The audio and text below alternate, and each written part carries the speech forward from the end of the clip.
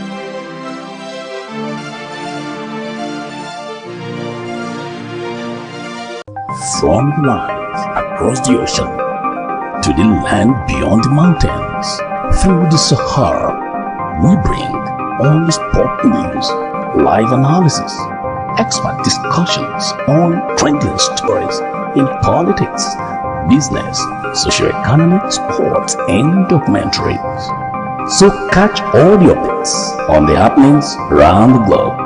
Stay focused on the fact today, only on ATN.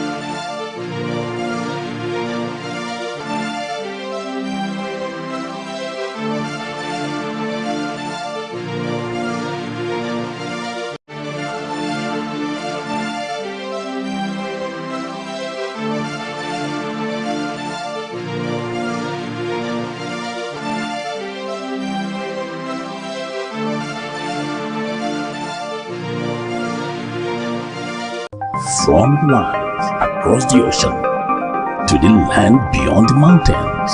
Through the Sahara, we bring all the sport news, live analysis, expert discussions on trending stories in politics, business, socio-economic, sports, and documentaries.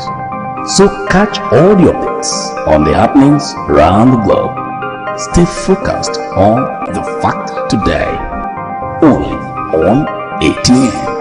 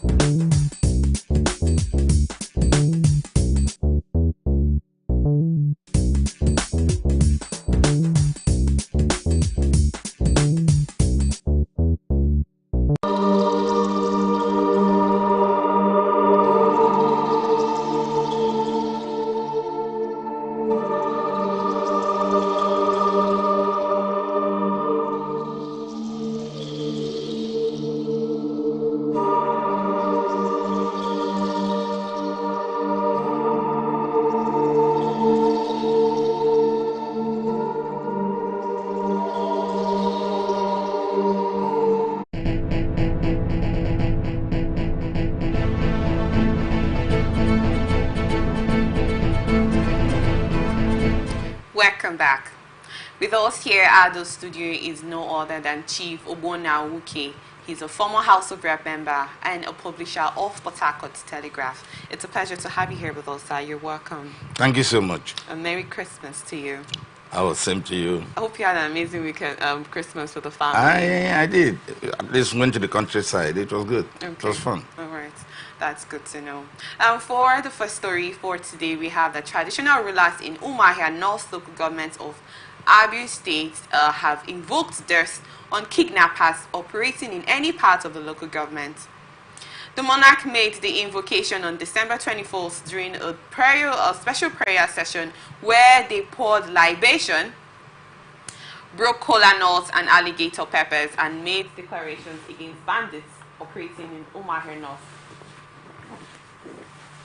Led by Eze Innocent Nwaigwe, the royal fathers proclaimed theirs upon any kidnapper terrorizing the indigenes of Umuahia North. The traditional rulers also declared that the local government will witness a peaceful and protected atmosphere throughout the Christmas and New Year periods and beyond, and prayed for the safety of all indigenes of Umuahia North. The kings who invoked bees to sting out any kidnapper hiding in any bush in Umuahia North said the bandits would die or be apprehended life until they stopped their evil activities.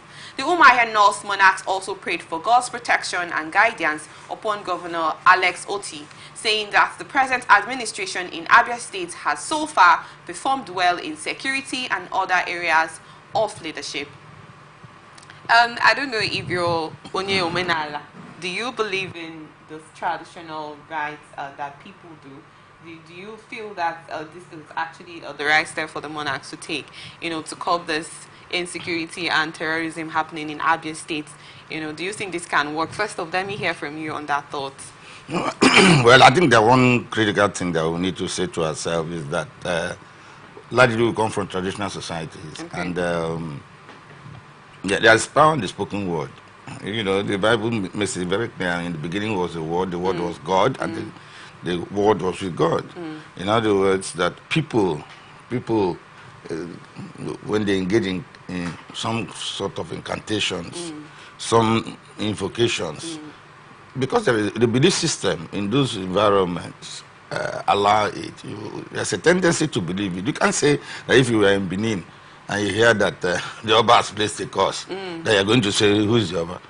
No, it won't happen. Okay. No, but I think we should be looking at the symbolism of what they have done. It's clear that what I see from their comments suggests that, look, it is time to say no to kidnapping. And then the fact that perhaps it's some tacit admission that some of those who do the kidnapping could indeed be their own children. And so they are saying, within this Yuletide season, we won't see any kidnapping. We've invoked bees, sting you in the bush wherever you are, bring you out. Okay. And you see, there was a caveat until they stop what they are doing. Okay. You understand? Meaning that perhaps if they were to turn good leaves now, yes, the community will just let go. Okay. So this is the thing. But I think it's a good step forward. Okay. The fact that they admit even that the government is doing well in the area of security is something to take home. But we need to say to those traditional rulers not to give up. Okay. Bad habits are not good habits. And it's a good thing that royalty in Umuahia North is standing up to the bad guys. It's encouraging. Okay. And I asked you a question, if you're someone that's believing Omenala, do you believe in things like this? If you were in a gathering that something like this was happening, what would you have done? Look, okay, let's go back again to that holy book. Give unto Caesar what is Caesar's. Okay. What it means is that, honestly, people have a way of life. And the entire thing put together is what you call their culture. Okay. And their tradition. In my place, yes, we have a habit of pouring libation. With the right to do libate for those who are good, and with the left hand we libate for those who are evil. Okay. You understand? And look, make no mistake about it. Even quite a lot of people are afraid of these local ways of conflict resolution. Okay. Because honestly, unlike what we have, because God is a God of mercy, so it takes time. Maybe so are not the children to come unto me and all that. Okay, fine. But there are people who believe that the traditional way will work. Yeah, instant. You can't go and use the name of a local deity to swear falsely. It will act.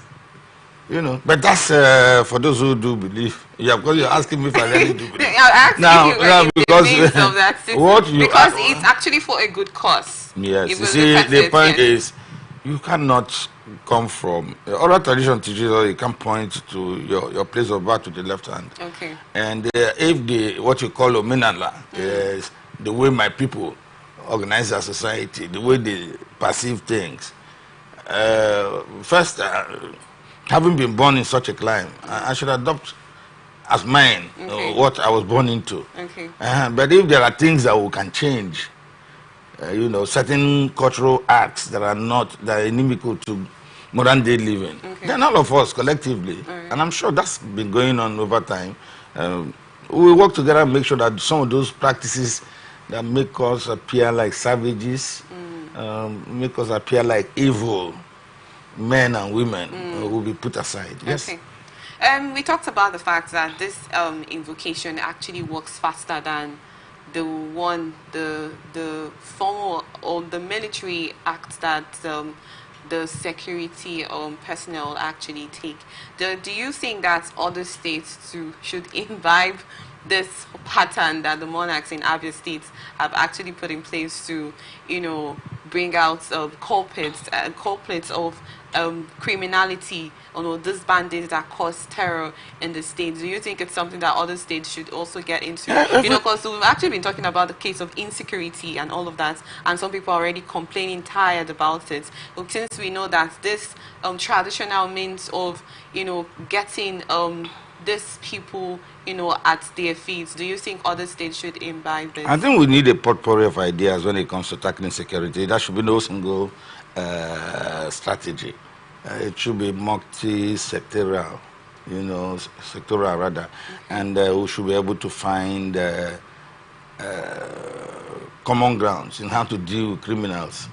Over time, right from time, crime has been here. And those who fight crime too have been here. If you were to read the stories of the Wild Wild West, the days of the sheriffs in America, they were bad guys. They came, slaughtered, introduced the reign of terror, and left until good men rallied together to fight. So it always now. The fact is, the security machinery that we have is responding. Honest, people won't agree. You can't wipe crime completely out. But on a comparative basis, if we were to look at what happened in other administrations and what is happening now, 1 year after this administration, there's some low in the level of kidnapping, in the level of these operations, meaning that the security agencies are giving a great fight to the bad guys. They are doing it, but it's not something that overnight you can wipe out. Now, the collaboration of the locals, because there are people who sell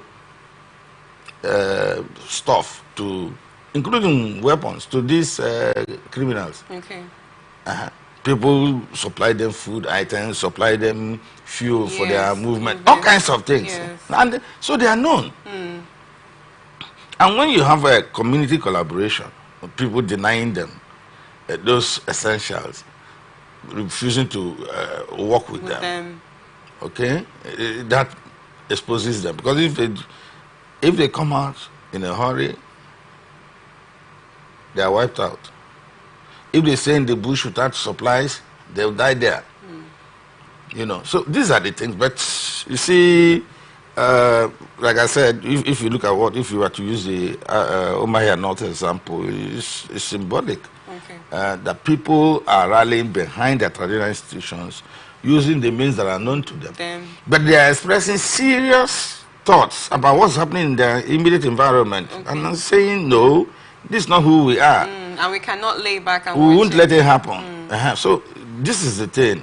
Now, the traditional institutions have done what it's supposed to do. Meaning, and you see that when they do those things, in the traditional Igbo society, for example, they say, and you hear the people they invoke, they say, he say. The implication is that all of us agree. And then we're saying, let it be. Just as it's saying in the Bible, as it was in the beginning, so it will be now and forevermore. All of us say amen. So that's the way it is. It's got to do with our belief system. And whatever approach that is adopted by the people, by their governors, by a society in which all of us live, as long as it is something that brings crime to a halt. Particularly, this is like the return of slavery. We are not trading human beings. You kidnap a human being. You sell the human being back to those who own him by collecting ransom. So it's slavery through the back door, and we shouldn't have such a practice. Thank you so much in that, Chief.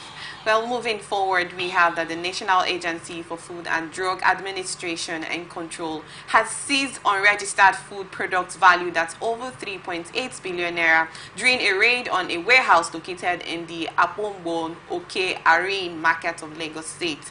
The operation was led by NAFDAC's Investigation and Enforcement Directorate, following a tip-off about the sale of unregistered and potentially unsafe food items. It was gathered that officials discovered a large stockpile of products that violated regulatory standards, promoting the agency to seize the goods valued at 3.8 billion naira, making this one of the agency's largest single seizures in the recent years.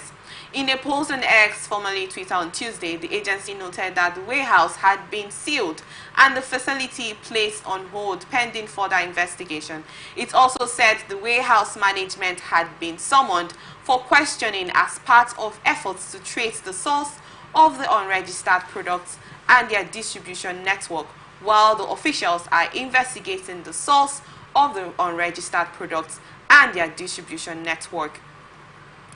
Chief, I don't know if you're aware about the incident in Aba, the Edziuku market, otherwise known as the cemetery markets, where the NAFDAC actually raided the stores, the shops that they have, and closed down 150 of them, where they sell fake and substandard goods.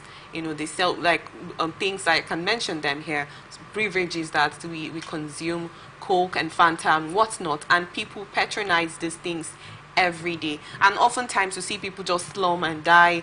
We hear cases of unknown sicknesses, and these are goods and services that we consume regularly, and most of them are known to be goods that are original. So oftentimes we'll be like, this one, I am sure this one has an original, so there's no fake. And then these are the particular ones that this, you know, these manufacturers get to imitate and sell out to the public. And then we're getting here again in Lagos, and NAFDAC has also cut another warehouse where this unregistered and substandard goods and goods and products are produced. But I would love to get your thoughts about this and the fact that it keeps lingering into different states. What do you have to say about the situation? Well, it's sad.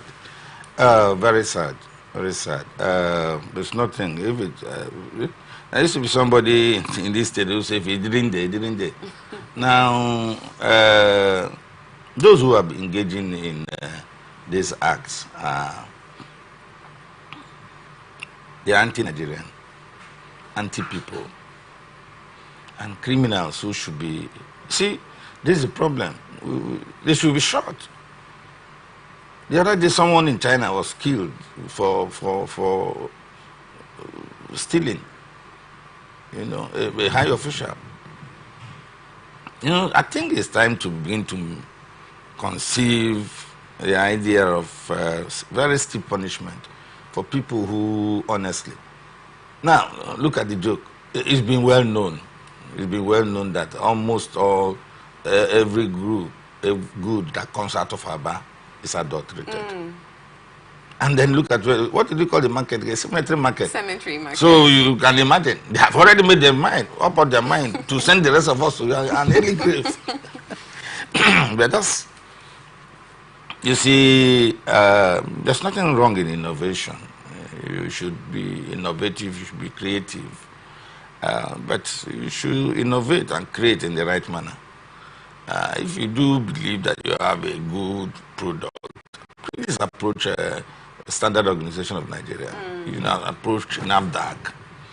Those are official channels. You know, let them test efficacy of your product. You know, particularly as it impacts on the human body. You know, but to deliberately set up mushroom behind the scene facilities. Why do you think they deliberately do this, knowing most of these distributors of this unregistered and substandard products actually know that they are not genuine, but they still sell them out to the consumers? What intentions do you think they have in doing this? What they are exploiting is consumer behavior, consumer attitudes. Take a facility, a product like Coca-Cola.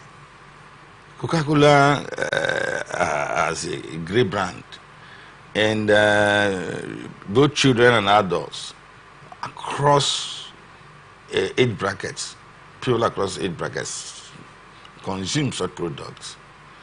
And even, okay, take bottled water.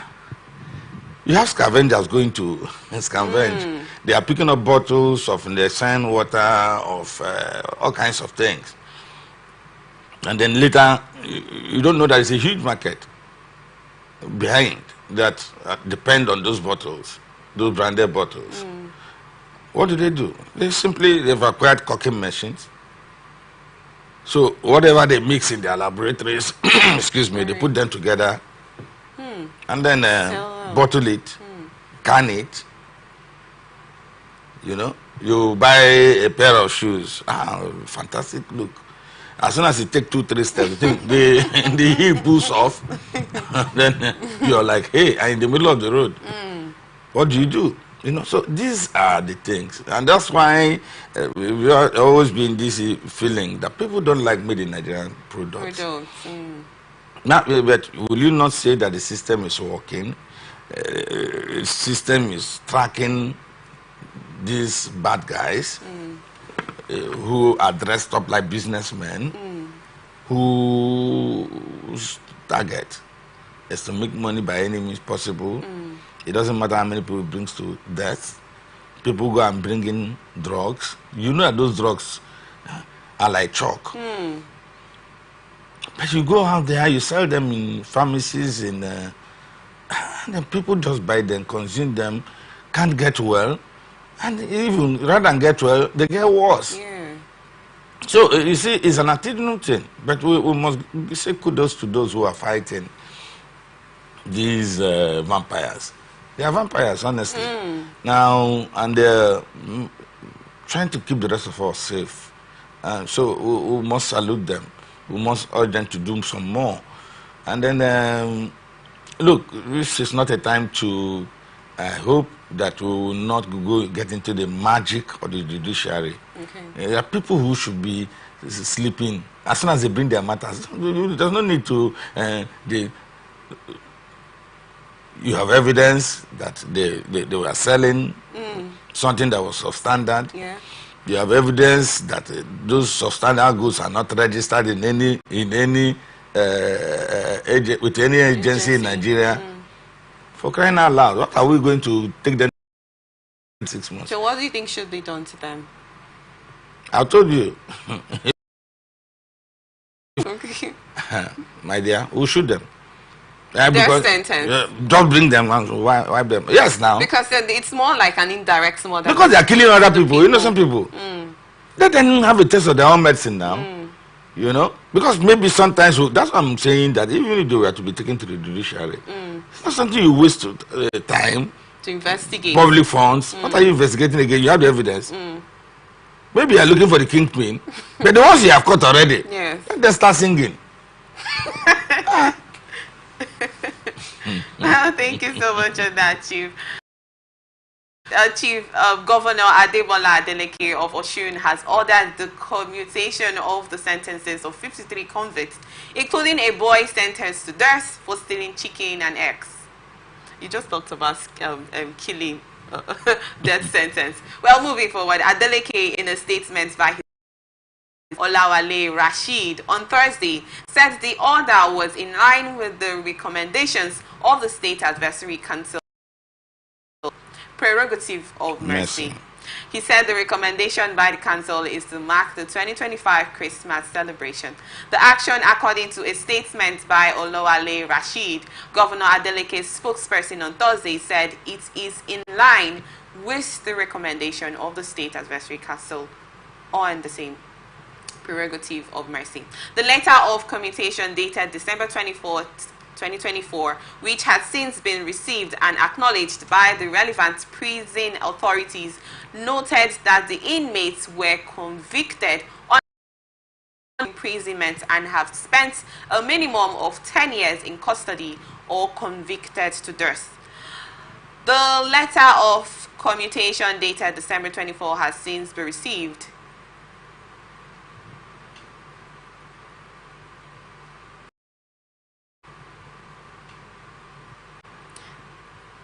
Also, the prerogative of mercy also extends to convicts sentenced to death, but who have 10 years in custody. Well, in essence, Adeleke, Governor Adeleke of Osun State had to, pardon this convict because first of his reasons were on the prerogative of mercy, and then secondly on the fact that it's Christmas period. I don't know if you're aware about a particular gentleman that he stole chicken when he was a little boy, and then he got convicted, and the second time he got into a scenario. Well, the story actually is a long process where they sentenced him to death.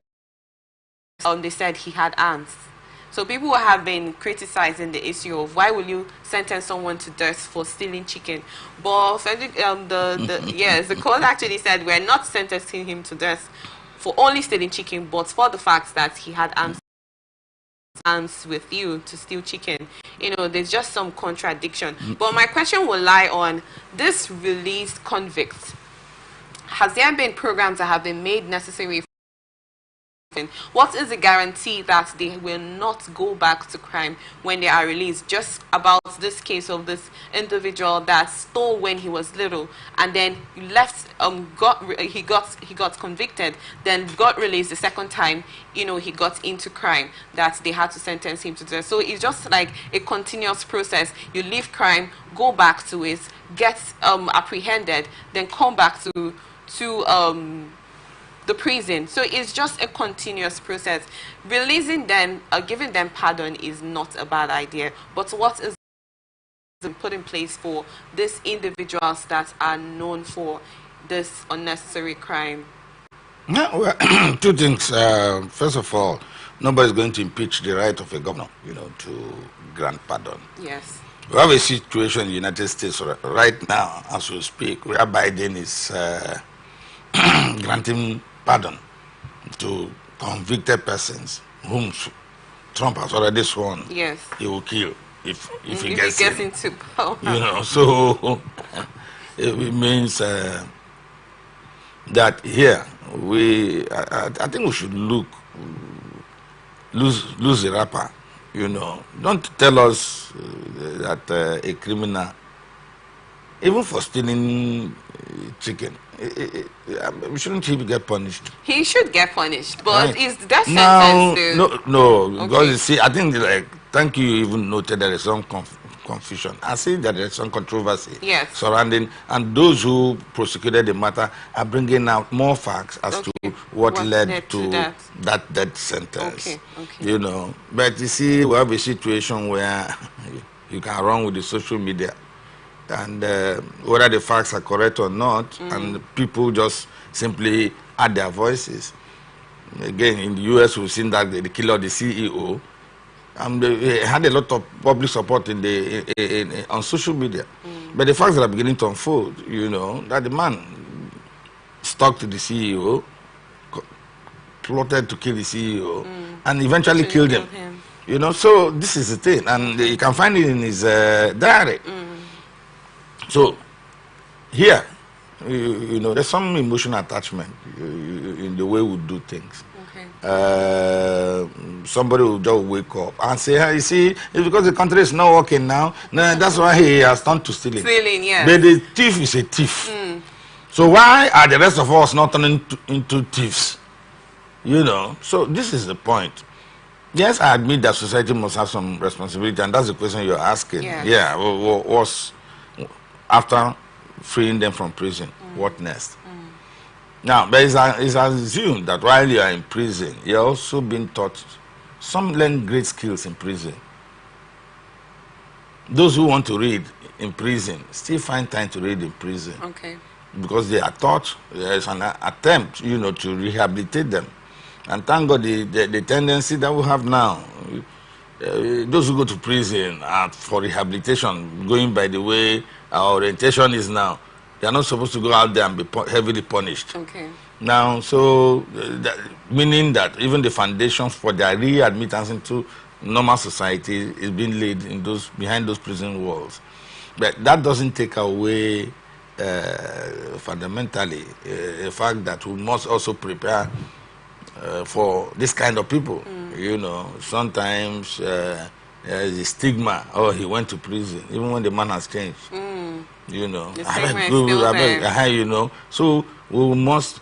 These are little things that we must as a society to enhance their integration. Okay. Now, if it's something they can work, you know, of course there are all kinds of NGOs. Who knows? There could be NGOs that are finding opportunities for people like this. Okay. So all we need to do is support those NGOs, make sure that their products are formally and properly reintegrated into society. Okay. Now, one thing is certain when you are looking at even the government structures that have offered this solace at this time, they probably don't have the means at this time to recruit more persons into the system. Okay. You know, because the governments are eyeing their recurrent budgets, you know, and so they can have sufficient funds for capital projects. You know, so I don't think that even beyond the I have freed you thing that Adeleke is running on now, that if you ask Adeleke to employ the man, he will ask you under what subhead. So that's the way it is. Okay. But I think that not in a nutshell, I think to err, we are told it's normal, but to forgive is divine. You know, I think we should not waste most of our energy debating whether or not. But people who, particularly if you were sent to jail, maybe the offense that you committed should have been, if the sentence you at all would have been 2-3 years, up to 5 years, and you spent 10 years in prison without trial. It means that the man has already, even if you are convicted, you are completed it, should go home now. Okay, so if someone gets to spend more up to 10 years, it's okay to let the person go home. That's not the point. Because again, you must be, because these prisoners are in the care of warden or prison warders. So those people also do their report. Civil servants, they are working now, you have a boss. If you are moderating well, your bosses are taking note of that. Okay. And that means they are preparing in their mind for higher responsibility. And the same way now, there's a reporting system. I don't think that they just simply go to prison and then, because you don't even have records. Yes, you have now, records. The records of those who ought to be pardoned must certainly be generated in prison, you know, by those who are keeping watch over them.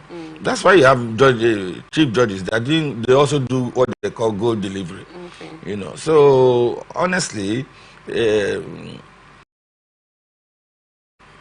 good live in the prison should be encouraged to return to normal society and reintegrated. Those who are also bad eggs, who are unchangeable, from the point of view of those who are looking after them in prison, it should remain there. The oil and water doesn't mix. Okay. So since they don't mix, even in international society, there are people who say, okay, between you, the good guys, and they, the bad guys, you know, even between humans and spirits, it's a boundary now. Okay. No, so that's it. The thing is, we should tell ourselves some home truth that all of us are actively involved in trying to find ways and means of protecting our society, ways and means of taking care of those who are decent in society, of also needful those who have sinned against us, and then who can be reintegrated. All of those things are processes. Okay. You can't stop it. You always will be, even sometimes for political reasons. Okay. Thank you so much, Fuke. But quickly, I'd love to ask you, what's your thoughts about convicts that are wrongfully, what's the word, accused? What's your thoughts about them, about a situation like that? That is something that is unpardonable. That is why those who call themselves investigators in our midst could include security operatives. Okay. They could include those of us in the media who go to trial using our platforms. I think that a man who has done nothing should be treated like that. Okay, because you talked because about going through records of the ones that have acted rightly, so to be added to the now, list because you see, these ones that did nothing wrong. Okay, so they Who compensate them? Okay. Who compensate them? I did no wrong, and I suffered wrong. Who will compensate me? Is it normal? Should that be normal? So is it possible that they could actually be part of those 52 that were released, that were pardoned? So there's a possibility that they might go back into the society and want to pay back for the punishments that they suffered, or that they suffered while in prison. Would you blame them? Okay. I mean, I went to the marketplace in the morning. I was branded a thief when I stole nothing. In the presence of so many people who came to the market. And in the evening, surreptitiously at night, you come and tell me, look, know that you did not do it. The crowd that had that I'm a thief has long gone to their homes. But you are coming later in the evening. Oh, sorry, we are sorry. We know you didn't steal it. How we do it now? That's the question. Okay, it's like libel. You libel someone, you defame someone, and then the person is saying, okay, pay me some money for the mess. For the damages. You placed on me. Or is asking for criminal libel, like Afe Babalola who is saying, no, you follow to me. This is my image where they mess up, man. You pay for it. I don't want anything else. A pound of flesh. Don't go to prison. So these are the things. Our reactions are different, but thank God for society. There are codes of behavior, of engagement, and all of us are supposed to abide by them. But to say that a man is innocent and he's treated as guilty is the worst offense, that society can commit, and we should be talking about some compensation, not just, it's not tokenism. Because you need to really, appropriately clean up that mess. A man you can't wake up in the morning, see a young lady that's dressed and going to work and say, get away, you prostitute. Now, you need to prove it. Yes. You need to prove it. Why did you make that statement? So you need to prove it, and until we encourage some manner of decency in the way we relate, in the way we talk, in the way we allege, then we'll have some of these flashes that are embarrassing. Of course, there are mistakes, but what is critical is that society should be able to say we made a mistake. Yes. Correct it. And say we are sorry, and then correct it, so that people who live on the side of the law, who commit no offense, can be encouraged that this society really cares. Yes. Now, a man who has done nothing, who comes out of prison, you only admit that you have imprisoned him wrongly.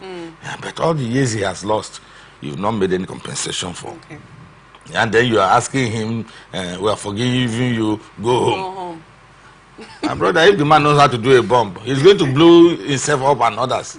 That's the truth. It's painful. It shouldn't happen. Well, thank you so much, Adachi Wuki. We'll go on a quick break. When we return, we will continue with the rest of the stories. To stay with us.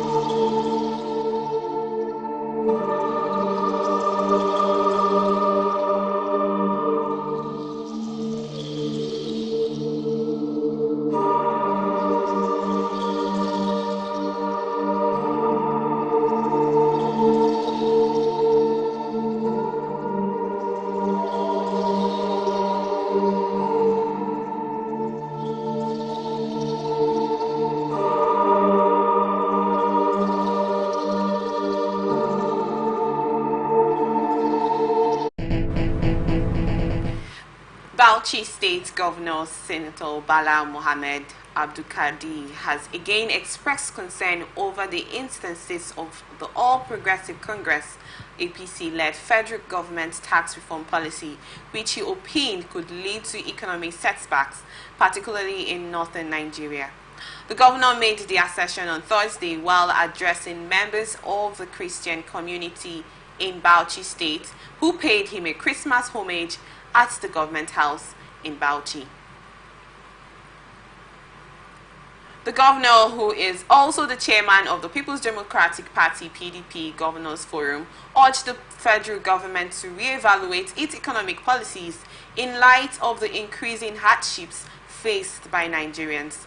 He said that the tax reform bills are aimed at favoring just a section of the country and short-changing northern Nigeria. He called on President Bola Ahmed Tinubu and his team to listen to the people over whatever policies they bring and to change them when there are complaints.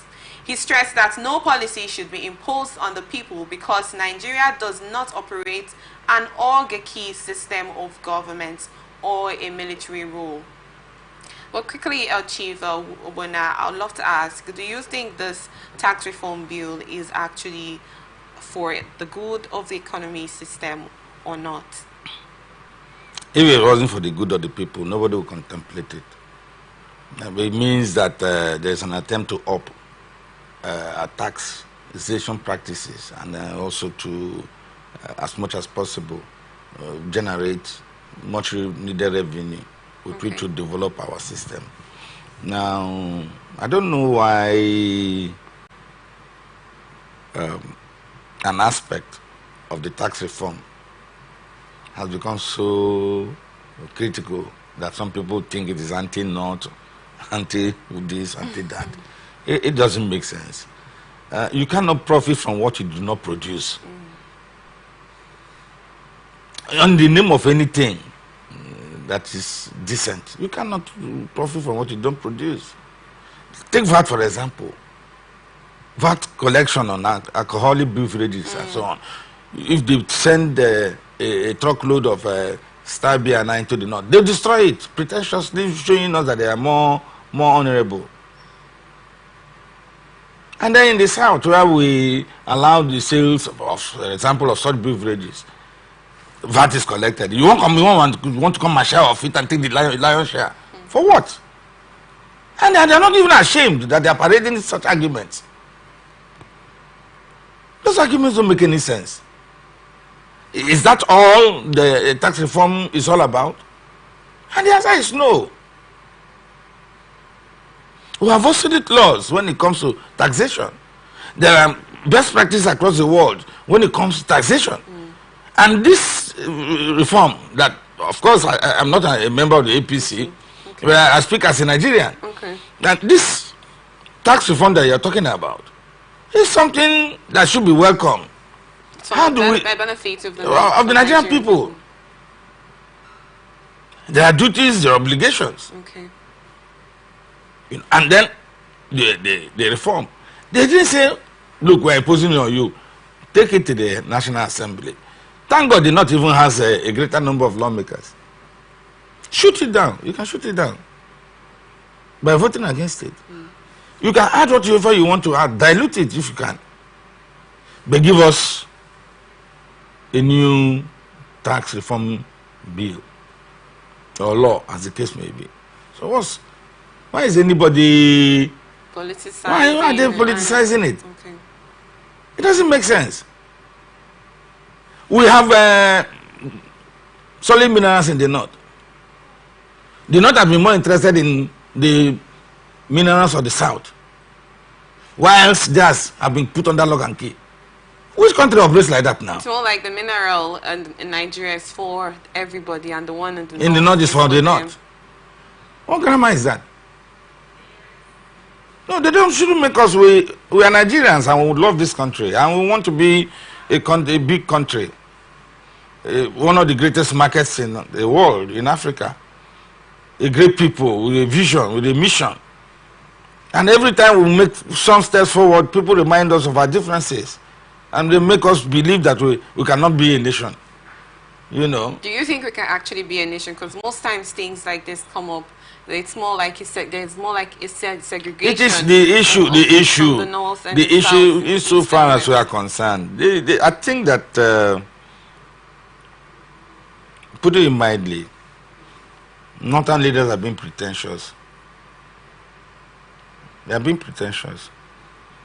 There is this feeling, and they have, that because they have the numbers, those numbers that cross the border, I keep saying it every time, they should stop deceiving themselves that they have population, because the population is coming from Chad, from Niger, from Burkina Faso,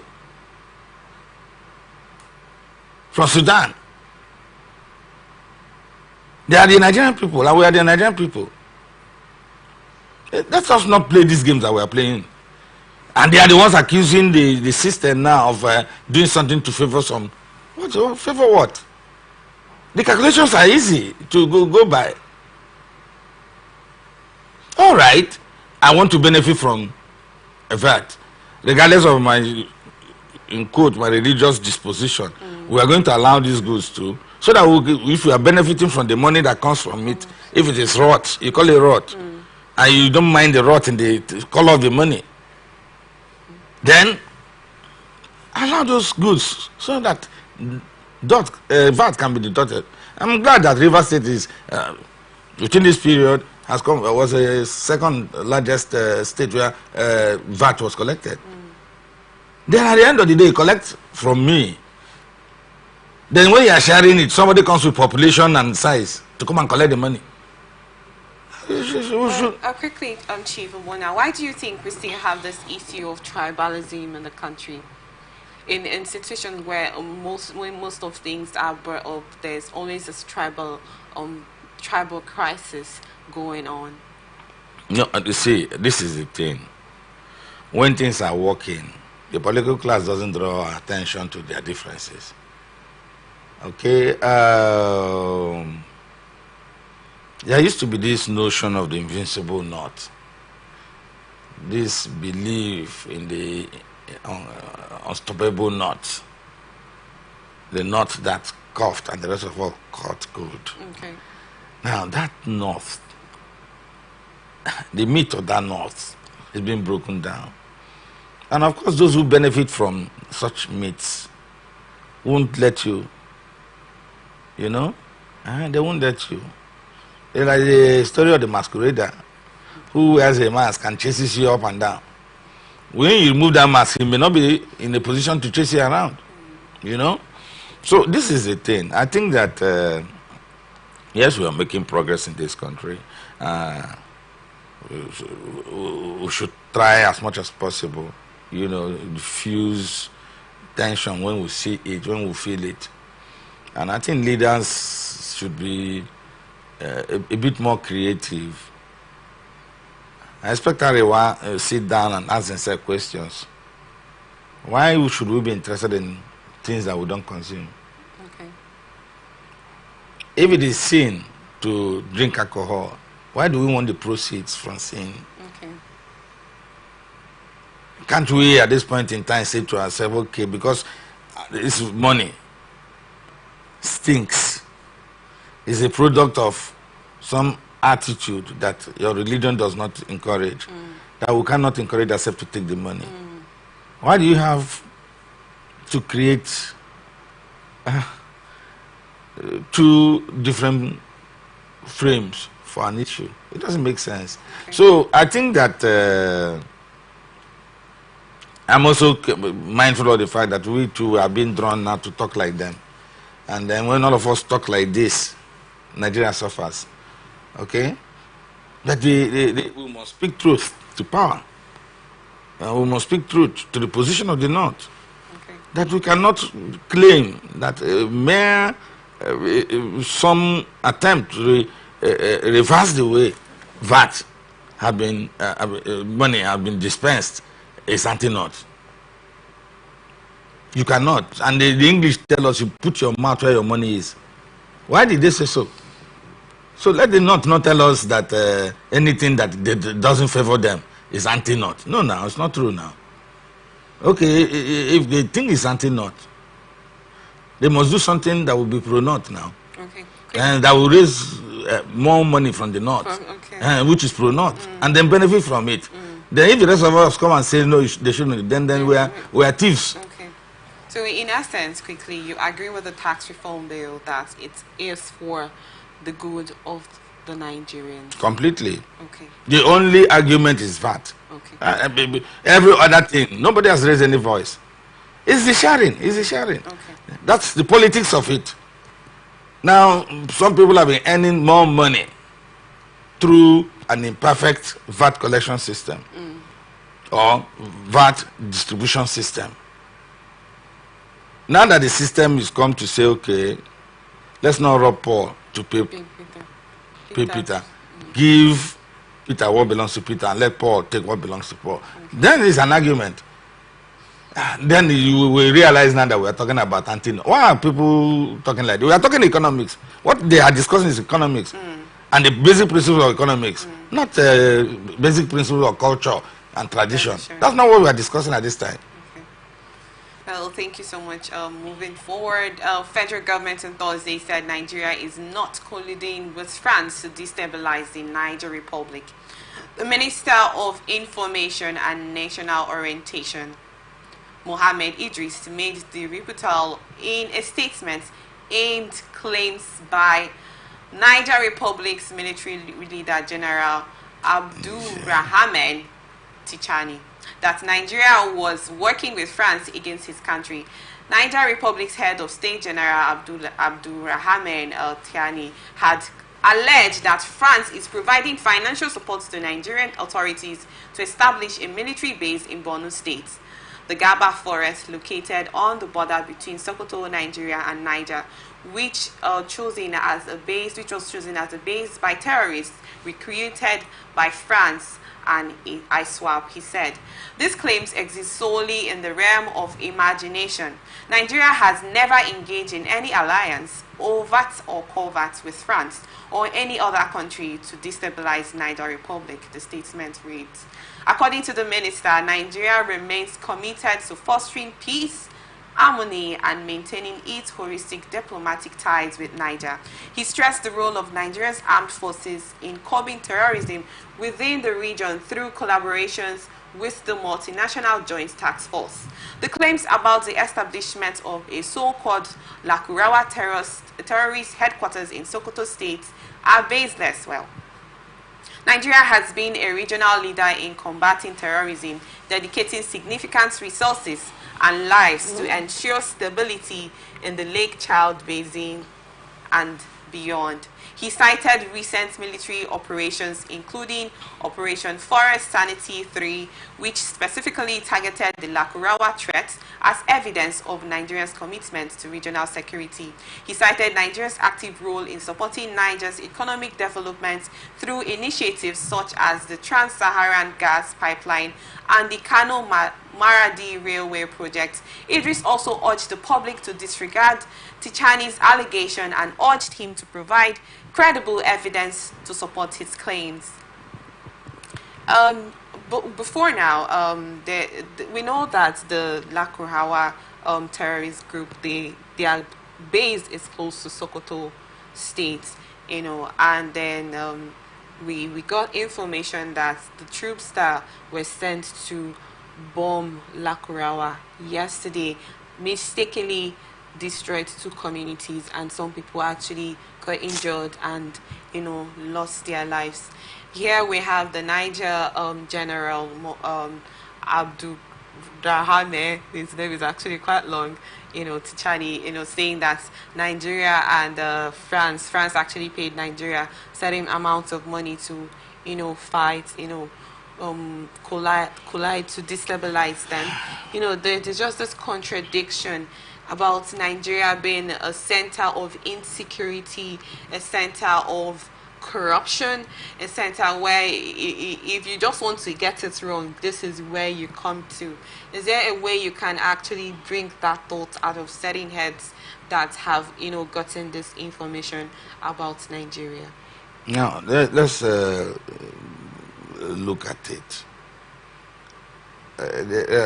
When you talk in terms of relationships between 2 countries, Those relationships are encouraged by the interests that they share and the cultural ties that they've come to identify. And by the same token, one would have asked, when France had visibility in Niger, in Chad, in Burkina Faso, was France in those territories to undermine Nigeria? If the answer is in the affirmative, how did Nigeria respond? Nigeria responded by creating ECOWAS in order to have a regional or sub-regional body of African states that could bound together by pure economic interests that could act together. And if those economic interests are such that they influence the politics of the sub-region, so be it. And who was our greatest opponents? Our greatest opponents in the formation of ECOWAS was the French. Okay? Now, there's something that is worrying me. The other day there was a piece of report that said we will not allow foreign troops on our soil. Nigerians, or supposed Nigerians. And now we are hearing from Niger, from Chad, that we have got into a deal with Nigeria, with this in order to have a military base in Nigeria. In Nigeria. America has a military base in Japan up to tomorrow. Japan is a developed country. And there are countries in the world where America has bases, military bases. Those military bases are bases developed in order to motivate what you see, joint venture security efforts. So you didn't create NATO, for example, for nothing. You didn't create the Warsaw Pact for nothing when the Warsaw Pact existed. Now we are talking about something that even Nigeria is saying is not on the cards. Yes, British soldiers are around here training our people on how to confront this. How does that make it? Okay, if we are talking about British soldiers, what's the relationship between Britain and France? These two countries, among other European countries, fought for the demarcation of Africa. You know, but when you see, I know I deliberately drew attention to what some people said, that they don't want foreign troops on our soil. And there's a relationship across the border with claims that Nigeria. So who is trying to destabilize who now? Without evidence. A country like Niger, which has benefited from Nigeria over the years for free, is saying that we are trying to. What is there to undermine in Niger Republic now? What is there to? We close our borders, they screamed. And some people told us here that they are brothers on the other side. That's why, look, we must sit down and really define who we are. We must define who we are. You cannot claim to be Nigerian. And when it comes to Nigerian interest, you are supporting another interest. We cannot continue to do it. And we should not do it. We should not. If you love Nigeria, then stand with Nigeria. You can stand. I'm from this side of the country. They call us riverine people. And I know you can stand in two boats. When the boats, when they pump, you must fall into the river. It's not possible.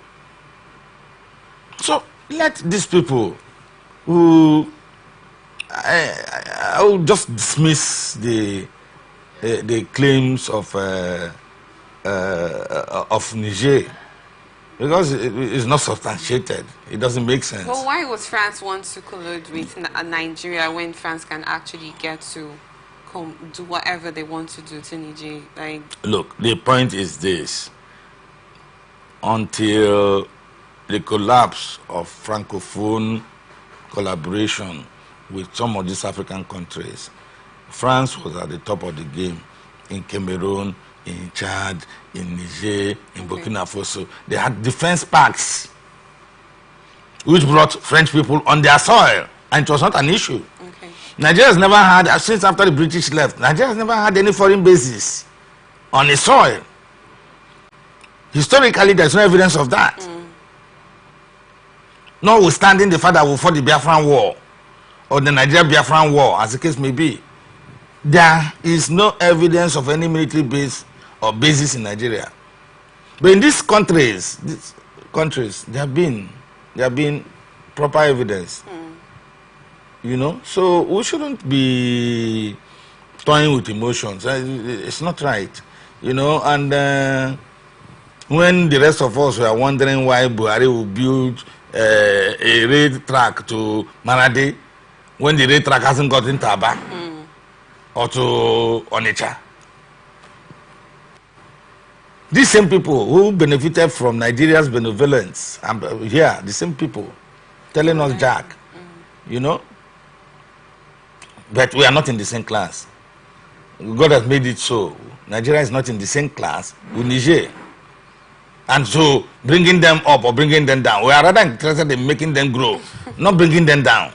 And it's right for them to go, somebody puts it this way, let them go and look for their boxer where they removed it. And we're not done fighting insecurity here, and then we want to get another country involved. Well, thank you so much, Chief, on that. Thank you for being here. Thank you for honoring our invitation anytime you're called upon. Thank you for making this company part of you. I really appreciate it. Thank you for being here today. Well, this is where we wrap it up on this episode of Blowout. Thank you so much for staying with us. We are open for adverts, placements, bookings, and commercials. You can connect with us on all our ATN socials, on Facebook and YouTube, on Attractive Television Network, on Instagram and TikTok, on Attractive TV Network 1, on Twitter, on Attractive TV Net. Watch us live on our website at www.attractive.net.org.tv. Peace and unity are the pathways to progress. Open conversation comes up shortly.